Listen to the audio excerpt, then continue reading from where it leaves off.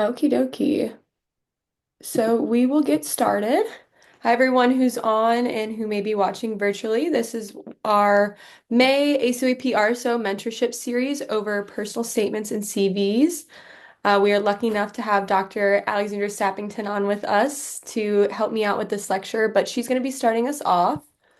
We'll go through really quick and just introduce our board members. Anyone who's on, if you just want to pop in and say, hey, I think I saw Nicole on. Manny's Hey on. guys, my name's Nicole.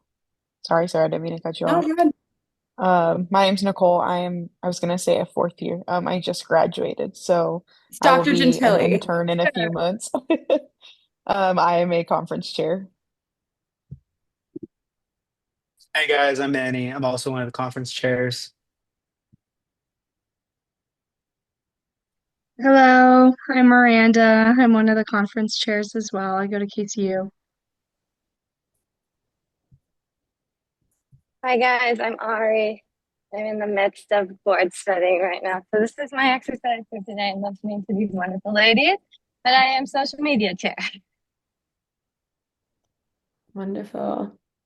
And like I said before, now that I am a couple weeks graduated, my name is Dr. Sarah Turley. I am a rising PGY1 at Henry Ford in Detroit, and I'm joined by the lovely Alex. I'll let her introduce herself and get us started. What up? I'm Alex. I am a almost second year at LSU New Orleans. So I have the pleasure of talking about CVs, and if you were at a COEP's spring seminar, this is the same lecture I gave there.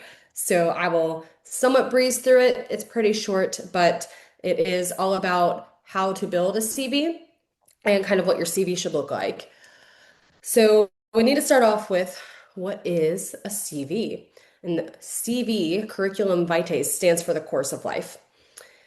And we aren't going to go all the way back to our childhood. This isn't the course of our entire life, right? This is the course of pretty much maybe some college stuff and med school stuff. We don't really need to include high school. You don't really need to include shadowing, unless you are one of those awesome people who started a like nonprofit in high school, because there are people out there who do that. That would be something cool to include in your CV. But we'll dive into the details of what should actually go into it. So what's the difference between a CV and a resume? It's basically a resume, but a little bit fluffier, like this cute little fluffy dog. So we'll dive into the difference. So a resume versus a CV. A resume is typically a page, maybe 2 pages. A CV is long because you are going to be including details about each statement on your CV versus a resume is going to be just the bullet point of what you did. So that's kind of what I said. Detail versus specific. The comprehensive versus targeted. For that, I kind of mean comprehensive is everything you've done that you're including on the CV. Targeted is like, I'm not going to include all my medical stuff when I apply to be a bartender again. It's just going to be targeted to that job that I want. Versus CVs are typically more medical and academic. So it's going to include your entire profile that you did going into medicine from maybe high school, college, and med school. And then resume or, sorry, and then residency. So, what actually needs to be included? I wish we could include a part that's called Stuff I Totally Rocked, but this is what you totally rocked. This is everything you've done to get to this point in your career. So, you crushed it, and we're going to get there. So, the things that actually need to be included, your educational background, that typically is the first thing that you're going to include in your on your CV. It should be the top, where you went to college, where you're in med school, etc. If you did a master's program, any lectures that you've given. This gets to pop on my CV now, so that's exciting. Your professional experience. What have you done for work in your past life? Pre-med when we had more free time than we do now. I still include that I'm a spin instructor on my CV just because it's fun and I do currently still teach. I just came from teaching a class. Publications, awards and grants. Awards and grants is something that I will talk about later that I fully believe that you should be a advocate for yourself to get awards, etc. Professional membership. If you're not already a member of ACOEP, you should join us. Certifications that you've completed. and your skills and interests, aka your hobby section. So now we're going to deep dive into what all of these should look like and how it should look. So I already talked about on page 1, you're going to have your educational stuff at the top. That's going to be your first section. But above that, you need to have your name, your title, so PGY1, your phone number, your email, and your address.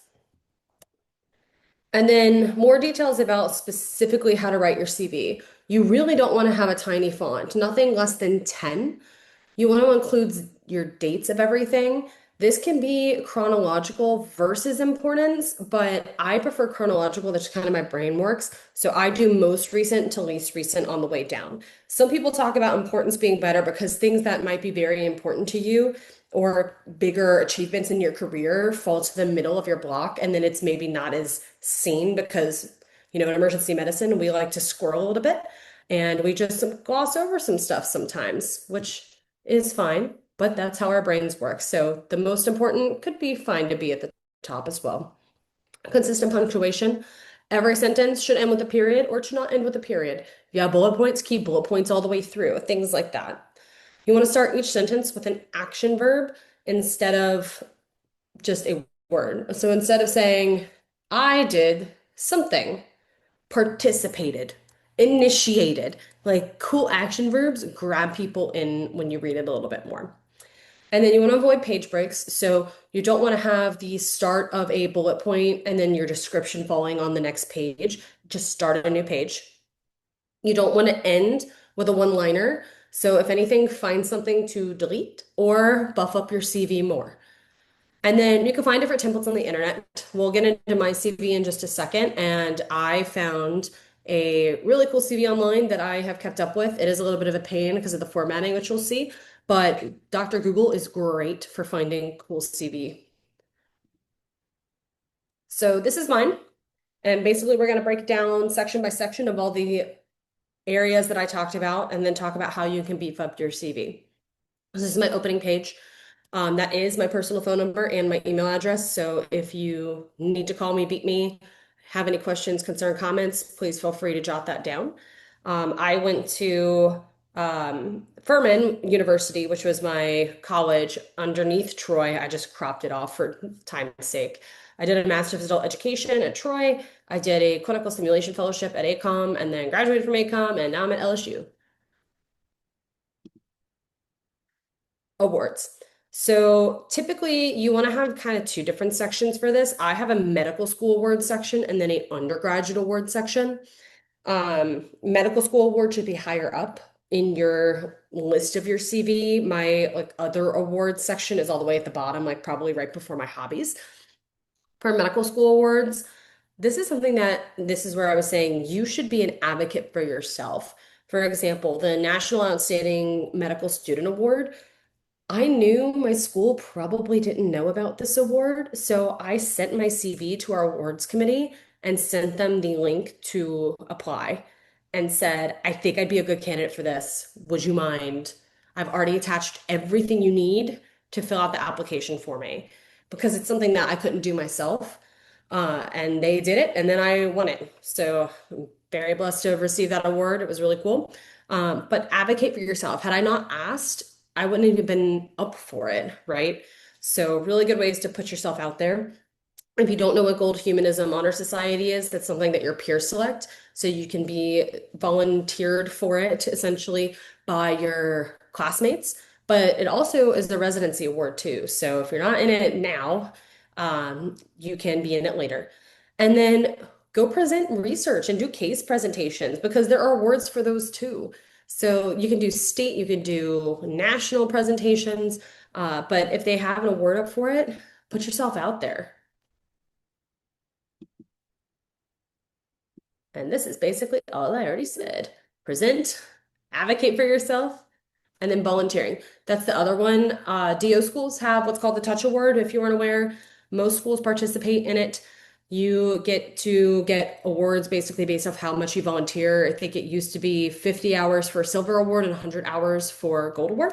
So go volunteer in the community. It could be anything that your school allows within their criteria. So most of my volunteering was walking dogs, and that's where I rescued my dog for. So there's really cool ways to get involved.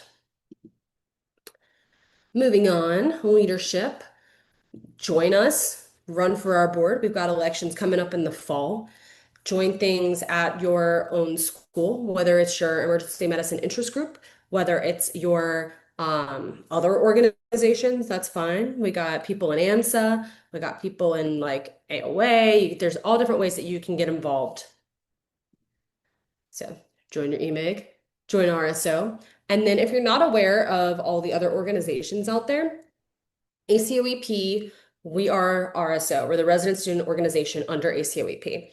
EMRA is the Emergency Medicine Resident Association, but that is technically affiliated with ACEP, the American College of Emergency Physicians. They're not actually under them. They're kind of like co-partners, if you will.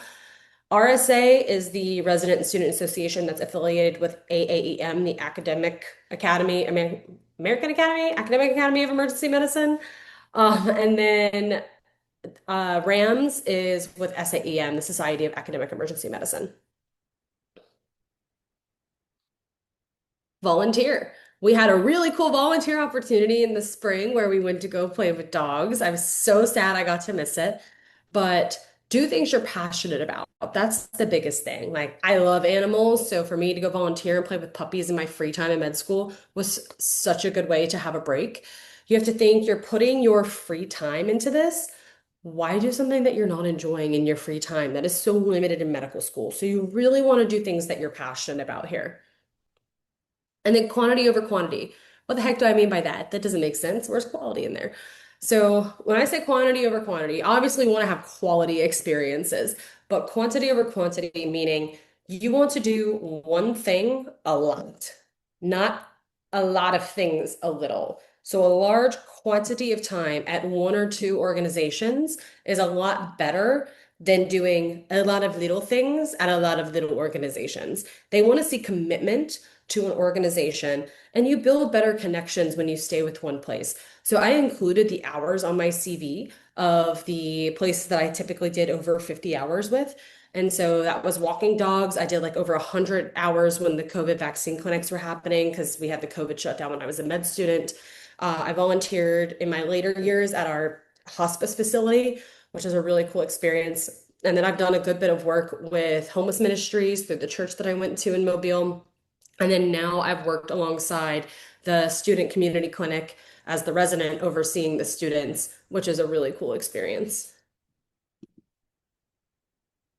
Oh no, too far.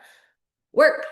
So you definitely want to include your work experience. Like I said, if you have experience as pre-med, if you are one of those ballers who's working during med school, I don't know how you do it, but props to you. Include your work experience, especially if it's things pertinent to emergency medicine. Oh, I just realized I spelled New Orleans wrong.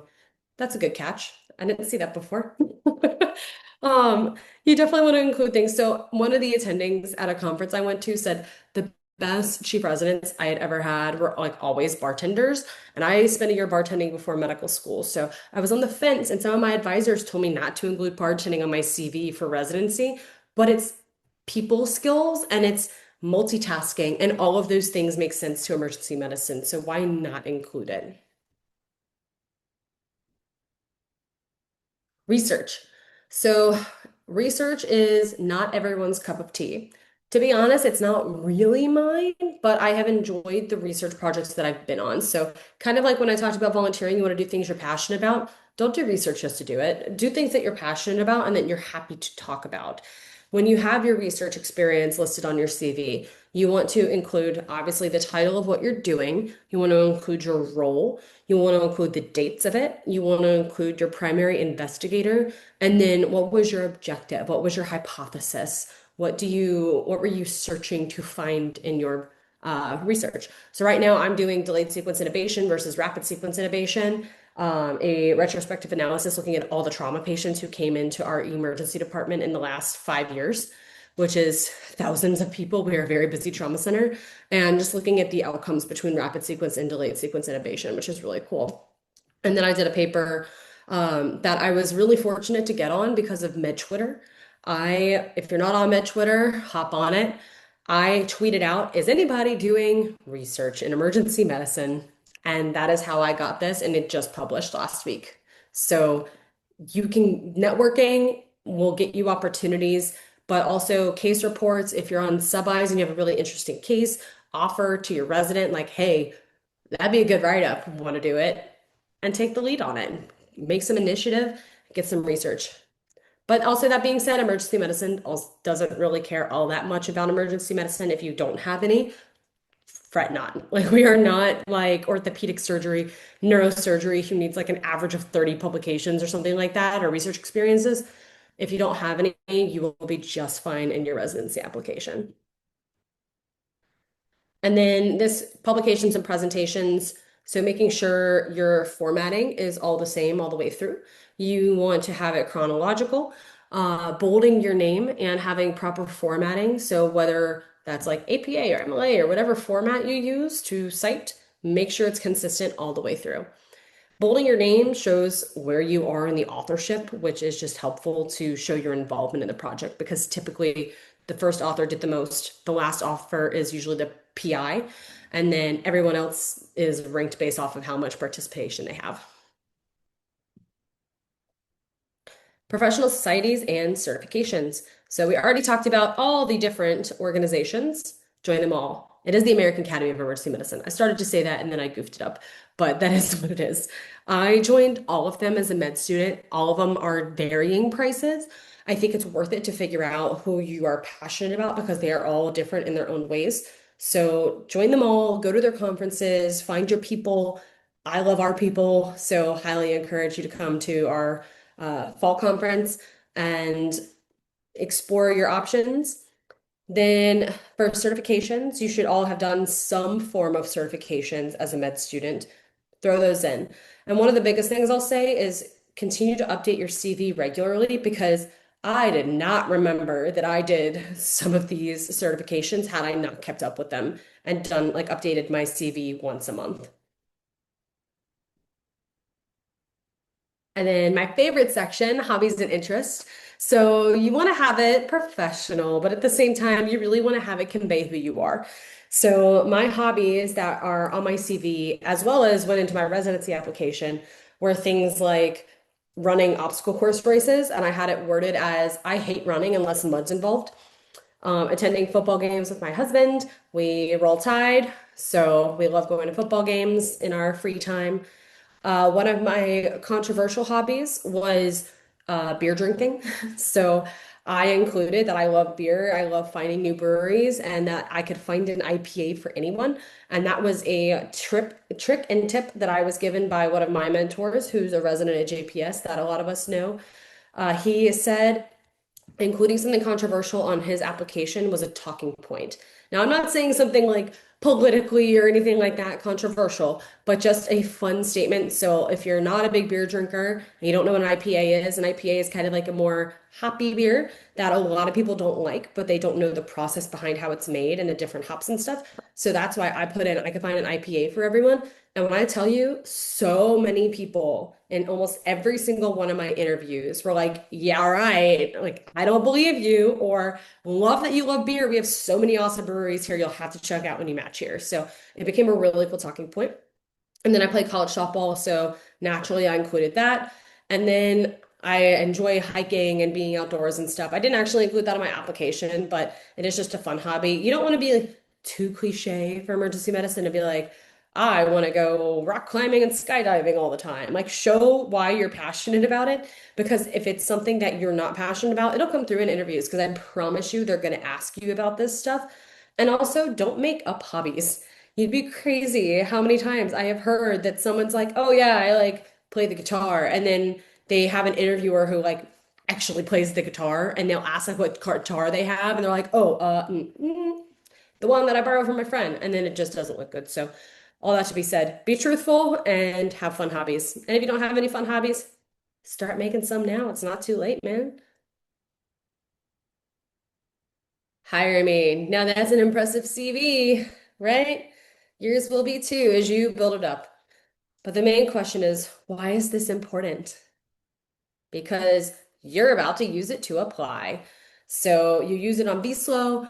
It used to be used on ERAS. And now that's changing to Residency Cast, which is the new residency platform. But keeping up with your CV makes applying to this so much easier. I'm about to show you what that looks like on Residency Cast. So this is the new platform for residents or to apply to residency. When you click into it, you have experiences, activities, and this is all the stuff that we just talked about. And then on the left panel, there is a hobbies and interests section somewhere. So all of these things will make your life so much easier when you go fill out your residency application because you already have it in one place. With your CV, you have descriptions of everything, and you don't have to think back and spend more hours being like, what did I do? What volunteering have I done? It's all in one place. And that is everything I have. So I am going to pass the torch off to Dr. Turley. Awesome, awesome. Well, thank you. I think this is all really good. I used Alex's CV a lot when I was going through applications and stuff like that. So I appreciate her. She's a great CV, a lot of great examples. I think that gives a good breadth to everything. So really take time, study these slides, heed her advice, and use it when you go through application season. But we're going to talk about the second part and another big part of your application, which is your personal statement. So it's pretty much the way it sounds. This is a statement that is personal. You are making a statement about who you are as a person. I really liked, I've been in the Hobbit, Game of Thrones vibe recently, and I think that the Hobbit is a very good example of what your personal statement is. It's a very small lead up to who you are as a person, how you got to where you are, your journey, your story. It is not a CV. So the things that Alex talked about, this is going to be very different, and you need to make sure that you know the difference between those two. I also have a very wonderful person here pictured on the slide. This is Dr. Spencer Heath. He gave a personal statement lecture a while back. And yeah, comparing the two, but he gave a lecture a while back. It is on our RSO page. I think he also dives into a lot of other great examples. So I would really like you guys to check that out. But I wanted to shout him out because I got a lot of my wisdom from him. He was a big person who read my personal statement. So I just wanted to shout out Spence. All right, general personal statement advice. On your hierarchy of your application, this is kind of around that number 4 slot, underneath your slows, underneath your grades, underneath some of the other things. This is kind of in your top 5, but not the number 1 most important thing.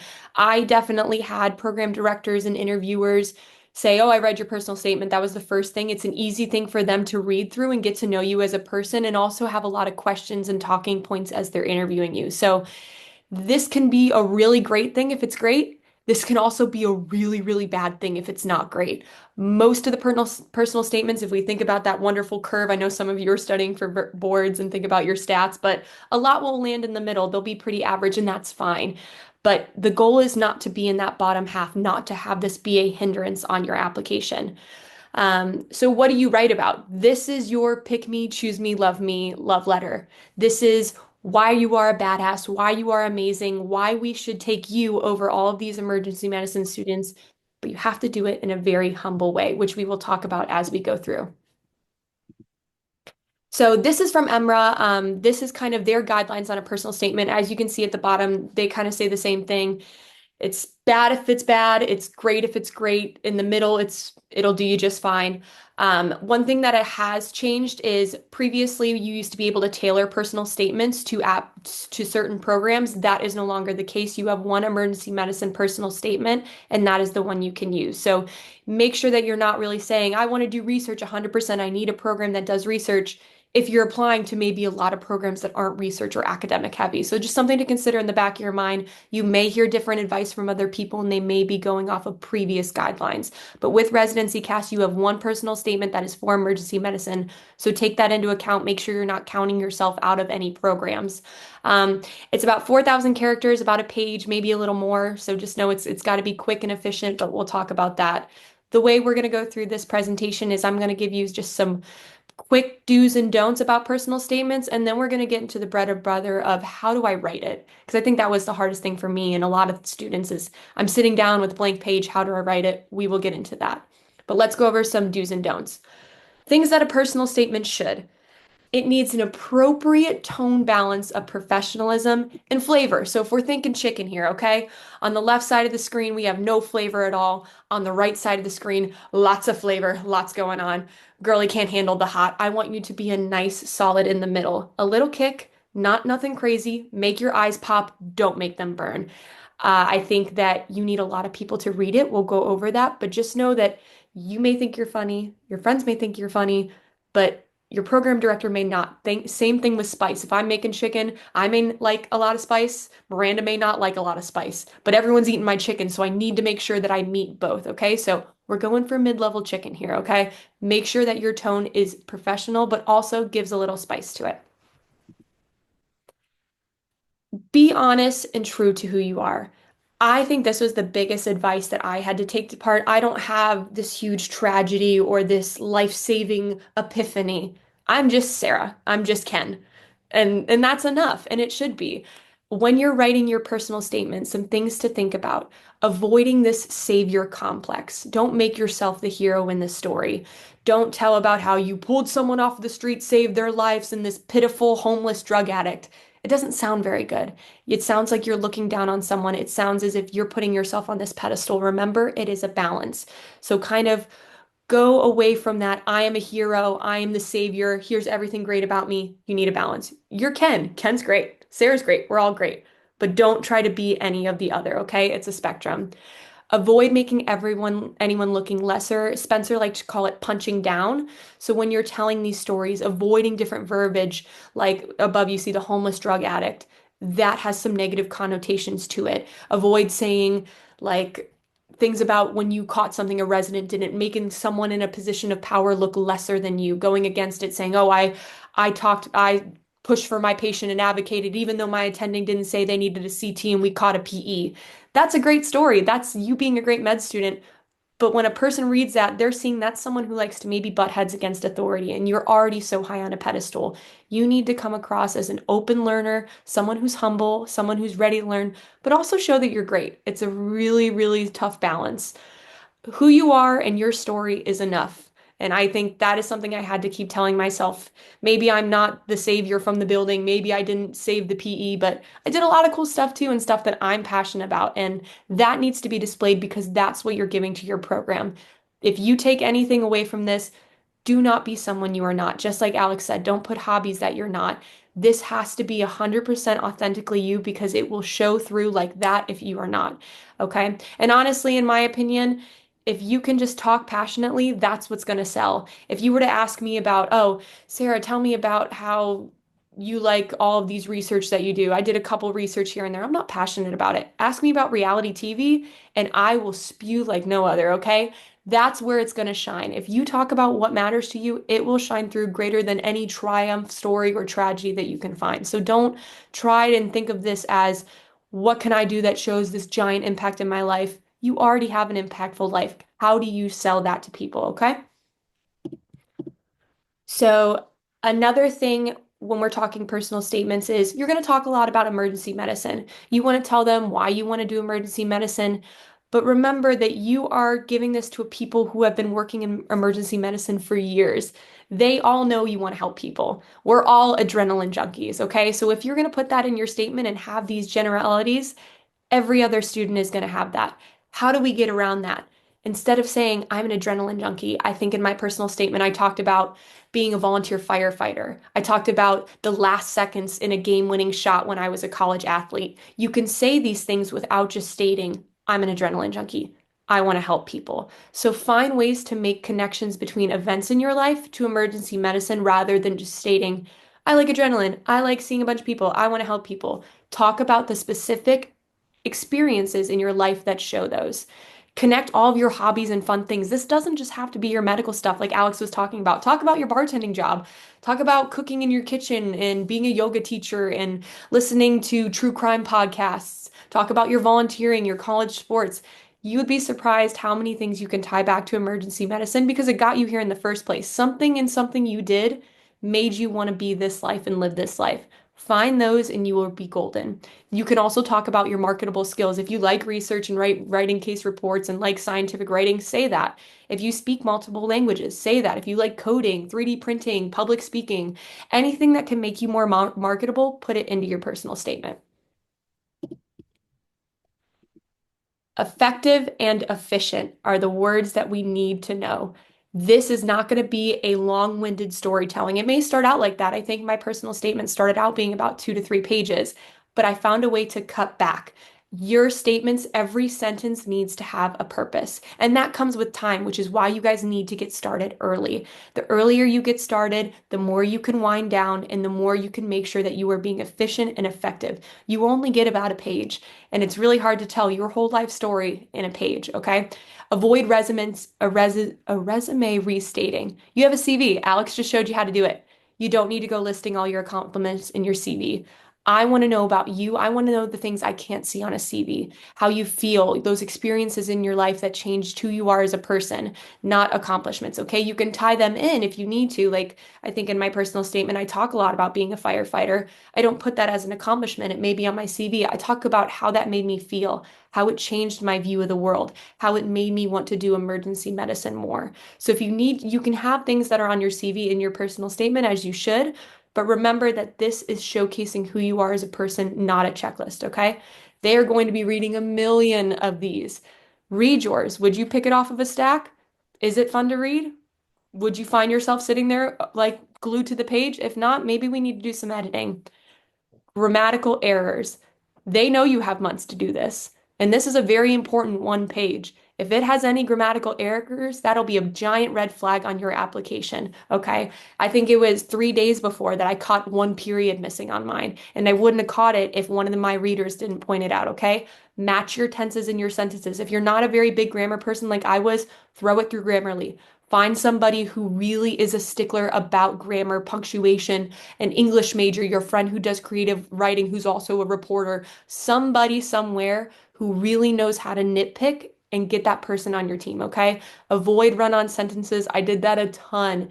And I really had to cut back and figure out, okay, can I break this up? Vary your lengths, make it fun to read. We have to go all the way back to our high school English here, okay? So it's really hard. I know everyone's not a writer, but you have to put in the time to make sure that it's readable and grammatically correct.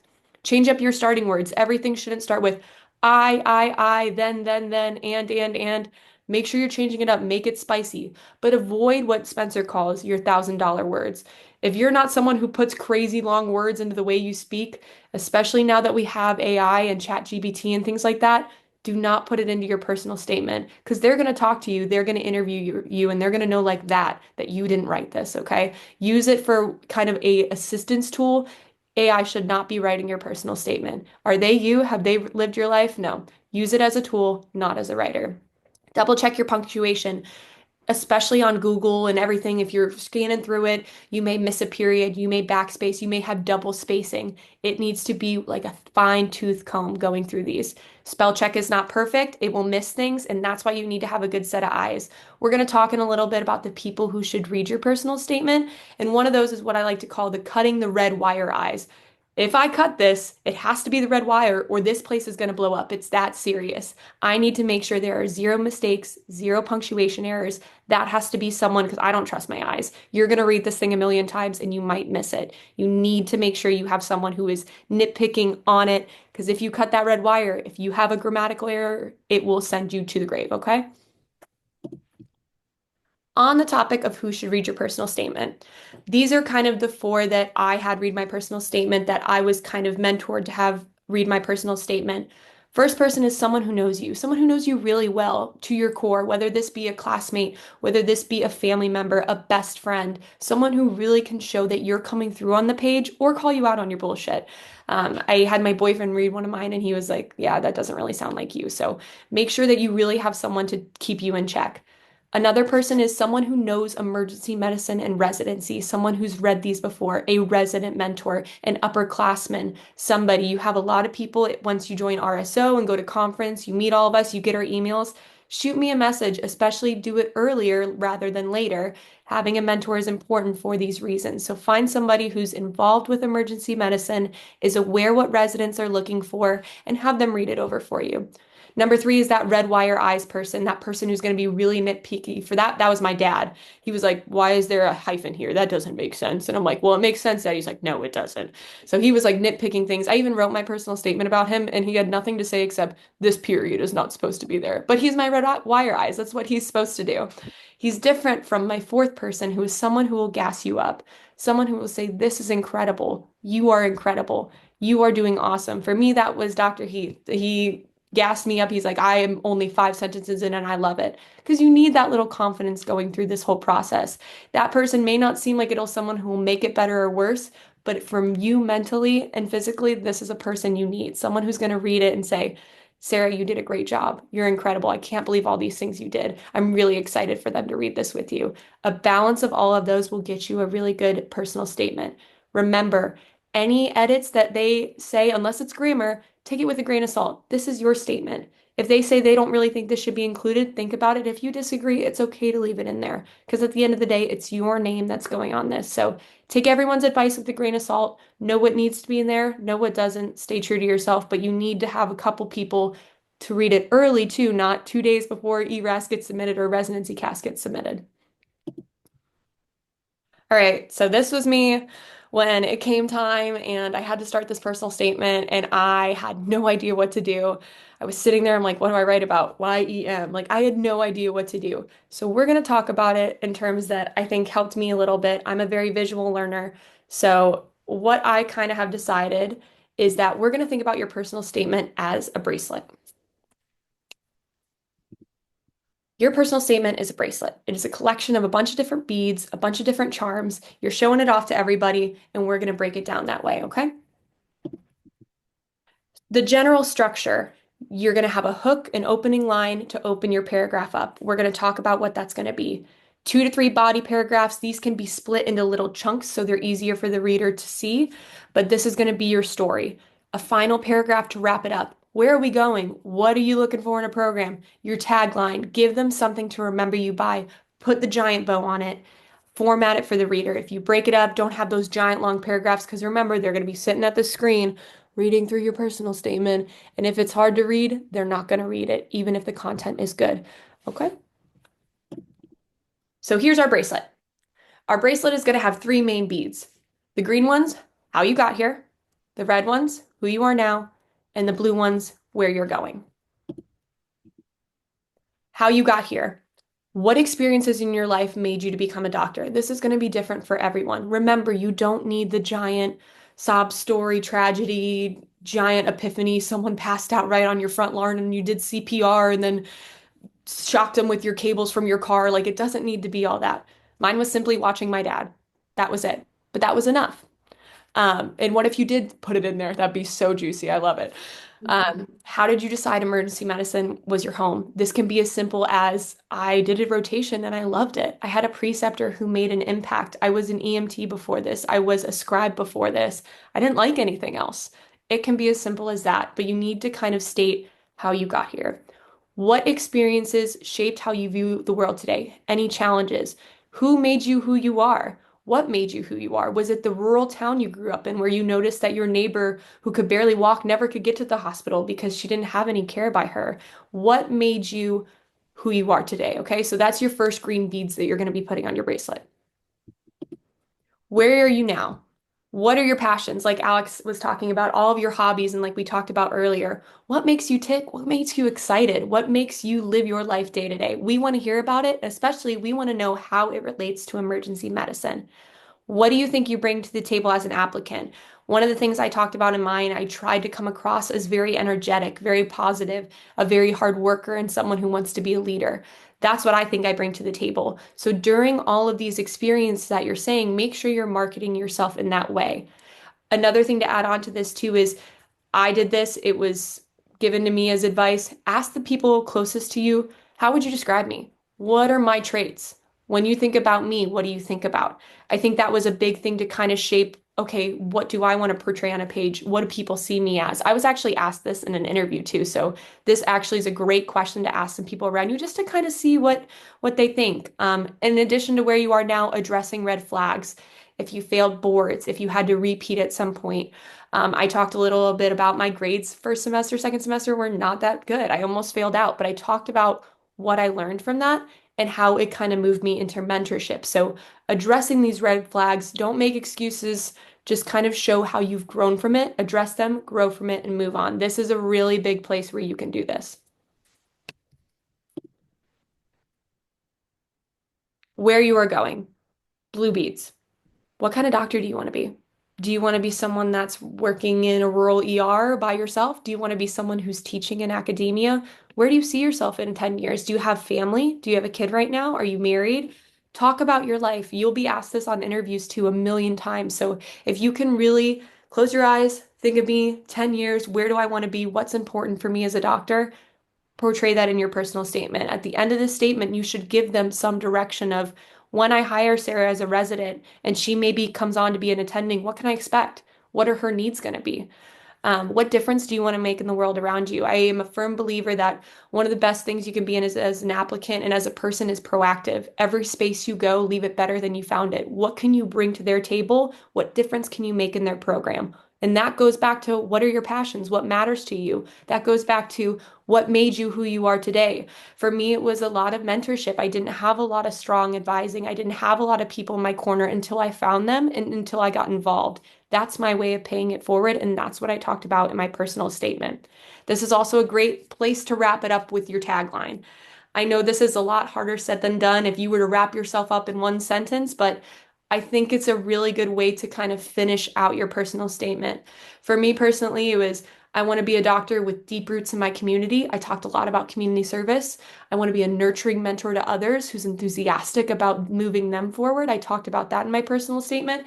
And I wanted to be an energetic leader in my field. And that was my tagline. That's how I sold myself. So as you're writing this, think of that one-liner pitch of who you are. I think Spencer's was like, I'm an empathetic goober with a heart for people, was like his tagline. Like, I'm a strong, hardworking mother who wants to in like increase emergency medicine and research and teaching. Like whatever you want to do, show that in your tagline and just have that in the back of your head. It'll help you wrap up your personal statement. So we have our beads, okay? We have where we were, who we are, where we're going, okay? That's going to be what your story is going to be told. Now we got to add our charms, okay? Because no bracelet is complete without a little bling. Your charms are going to be your stories. You're going to find ways to take what you said and put them into a visual, eye-catching story. These aren't just beads. These are the bright stories, the visual stories that show what you're talking about, okay? Write out examples about, okay, I am a hard worker. How? I like community service. Tell me about it. Tell me about sweating while you have three dogs on a leash walking them down the street. That's the stuff that we want to read, okay? You can catch the reader's eye, but briefly. And this comes from writing it out, cutting it down, adding on, cutting it down, and really finding a way to make it perfect, which is why I stress that you start early, okay? So we have our charms, and we're going to move on to one of the most important things, which I think is your starter charm. This is going to be the big gold one at the top. The big gold one that catches your reader's attention. This is your hook. Now, I put some examples here. The first one is from Spencer's. I'll let you guys read them. The second one is from mine. I talked about my kitchen table and everything. And I think when you read it, it kind of makes you think, okay, wait, what is she talking about? Where is she going with this? Spencer talks about this quote that I almost used for my personal statement. I don't remember a time when didn't want to be a police officer apart from the summer of 1979 when I wanted to be Kermit the Frog. Somebody reads that and they're like, okay, where is this going? When they read this, you want to leave them wanting more. You want them to be like, huh? Or what? Or, oh my gosh, what's going to happen next? Okay. This is the point of this starter charm, your first line, your one-liner, your starter of your personal statement. It should be something that grabs my attention and says, okay, wait, what's going on? What did I just read? Where are we going with this? Okay. So really try to work on that. See if it grabs your attention, give it to other people, see if they have the same reaction.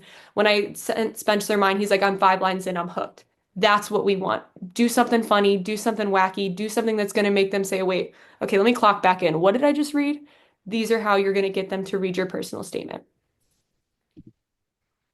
Bringing it all together, your personal statement needs to be a thread, a connection that shows me where you were, who you are, where we're going, with little pockets of charms and stories in between. It has to all connect, it has to come back together. And if you can find these three pieces, make your very descriptive stories, have your really good hook, that is all that you need. Remember, we should be gaining not to be the really bad ones, okay? You don't have to be a crazy good writer. It doesn't have to be something that blows it out of the water. If you can, that's great. But I need to see your character arc. I need to see who you are, how'd you get there, where we're going, And that's the point of this, is to learn about you, your statement, how you tick, everything. This is what we're going to be creating as a thread. So I like to think of it as a bracelet. I like to think of it as a big connection. It's got little pieces and parts, but it all has to come together. So I created a little worksheet. I'm going to put it in the chat after this, and it kind of goes through just a space for you to brain dump, okay? It's going to have all of those questions that I talked about. It's going to have you go back and highlight ones, write down your stories. And this is just going to be a place. I don't like staring at an empty screen. I think it stresses me out. I don't know what to do with it. So use this as a place for you to brain dump, to kind of organize, and then it might give you a little more clarity. In addition, in this drive that I will post along with this lecture are examples of some personal statements for some of us on the board, some of my friends.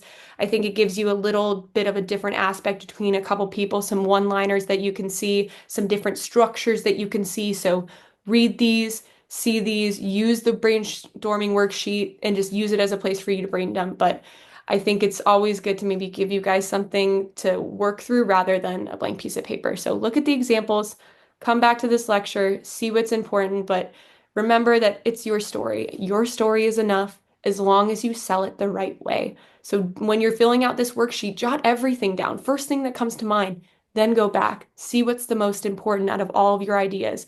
Add the stories, add the liner, add the wrap up. You have a personal statement, and then send it out to those people that we talked about. Start early, be true to yourself. Don't feel like you have to be someone you're not. And I promise you guys will have a great personal statement. Okay. That's all I have to say about that. We are happy to stay on for questions after. I just wanted to plug some upcoming events. You guys are here at the May Personal Statement and CV lecture. June, Dr. Sappington and some of our friends for the fourth years are going to talk about things I wish I would have known before starting intern year. I'm really excited for that. In July, we're going to be doing an audition boot camp about how you can be a great auditioner both clinically and then little Moon 8 things throughout the day. So we're going to be having a bunch of people come on, from residents to students who have just auditioned through, to give examples, to give some clinical knowledge about big, heavy pathology in EM. So I expect to cry a lot, truth. I can't wait. So make sure that you save that. And then we're going to have some of our conference chairs coming on and talking about what it means to be a student, getting involved in national conferences, attending conferences, going to residency fairs, networking, everything, especially our twos and threes, really anyone, how to get involved in emergency medicine at a national level. And then also we have our fall scientific assembly that's going to be in Nashville, which is my beautiful, beautiful, wonderful home away from home. So please come and join us. It's our 50th anniversary, so they're really going to be blowing out all the stops. I'm already seeing the programming and I'm so excited. I just took off like my PTO days, like my wellness days, just to be there because I'm pumped. So make sure you guys are there. This is usually going to be our bigger conferences in the fall. So if you're a medical student trying to decide when to go to conference, this would be a really good one to go to. We should have a lot of foot traffic because it is the 50th. So they're really trying to pull in a lot of people. So if you had fun in the spring, you ain't seen nothing yet, honey. We're going to Nashville. It's going to be crazy, okay? So I will stop recording. We will take some questions. If you guys are writing your personal statements and are looking for somebody to read them over, you have me and Alex's contact. We're busy. She's busy. I'm busy, but send them early. We can find a way to get around them. I don't start work till July. So if you have it or just want to talk about some ideas, reach out to me. I'll put my email in the chat, but I'll also put the link to the drive that has the worksheet and then also the examples real quick. But any questions, we will stay on. I appreciate everyone coming out, and I can't wait to read your personal statements. You guys are going to do great.